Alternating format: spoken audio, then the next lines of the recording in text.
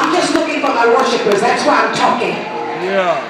A worshiper recognizes this, is that I've gone to the next level of faith that says, if God doesn't work it out the way I thought he should have, Go ahead. I know he's got a better way, because Come on now. I will do exceedingly.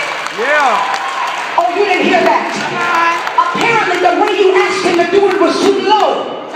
Because he said, when I finally do it for you, I'm going to do exceedingly and abundantly. Yeah. Above all you can ask for me, according to the power that worketh in you. And what is that power?